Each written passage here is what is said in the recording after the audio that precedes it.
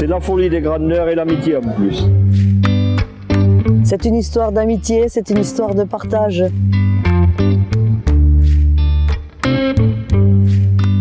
Aliette Werner, présidente de la confrérie, membre depuis 30 ans.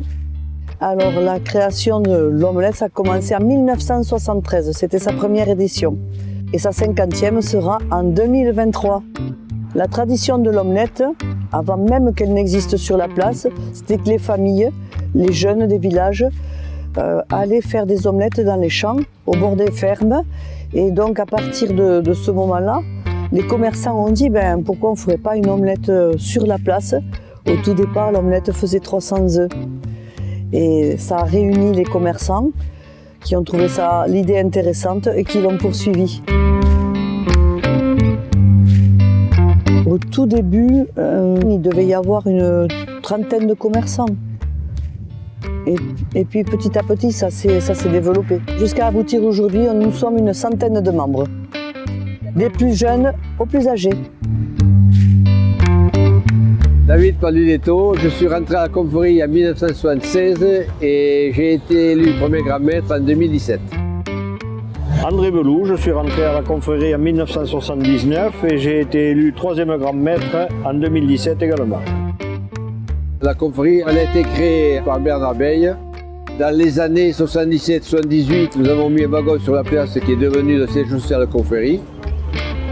Dans l'année en 1994, nous avons racheté la gare qui est devenue le siège social. Jusqu'en 2017. Et en 2017, la confrérie a acheté les anciens abattoirs et l'avoire de Bessières. Et depuis, nous restaurons les lavoirs de Bessières et les abattoirs.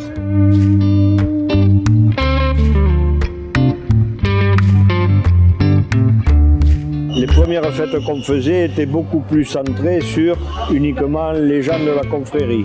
Maintenant, c'est beaucoup plus ouvert au public et aux confrérisseurs qui n'existaient pas au début. Aujourd'hui, il y a 6 confrérisseurs. Il y a Dumbéa, Fréjus, Malmedy en Belgique, Granby au Québec, Abbeville en Louisiane et Pigou en Argentine. Et toutes ces confréries sont francophones. Comment on a intégré les confrérisseurs? Ça, c'est une longue histoire. Chaque confrérie a son histoire. C'est des rencontres, c'est des personnes qui ont été rencontrées au hasard de la vie, qui sont ensuite venus voir le concept ici à Bessières et qui se sont rattachés, qui se sont incorporés à notre histoire. Et le concept, c'est exactement le même, une grande poêle, une distribution gratuite.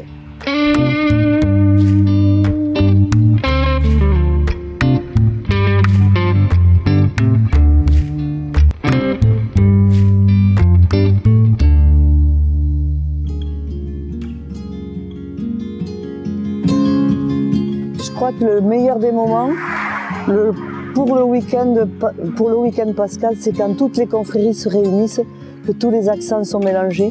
Le Québec, l'Argentine, les Belges, tout ce monde qui se retrouve, c'est extraordinaire. Le week-end de Pâques à la confrérie, représente beaucoup de travail qu'on fait avec cœur, parce que on prépare 8 jours avant, c'est énormément de travail. Et le vendredi, on fait un repas pour recevoir toutes les confréries qui arrivent de l'extérieur. Et alors là, c'est la grande fête. Le vendredi, c'est ce qui prime, hein. C'est la convivialité, de retrouver les amis et tout ça. Le jour de l'omelette, il y a les intronisations des confrérisseurs, de certains membres de notre association.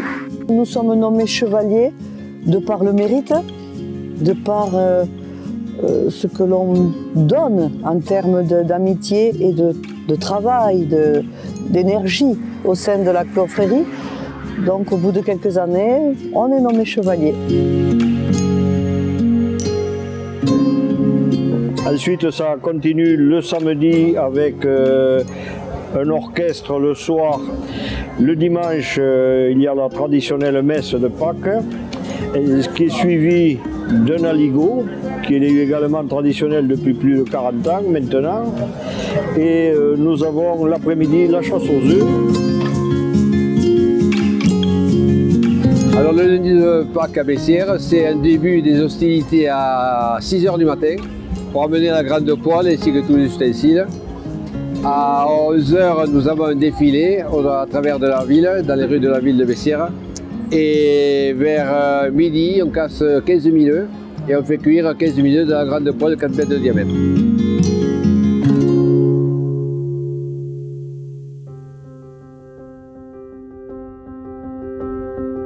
Et alors, cette poêle 4 mètres de diamètre, et pour la bouger, et puis pour faire voir que c'est une poêle, on a pris un poteau de téléphone.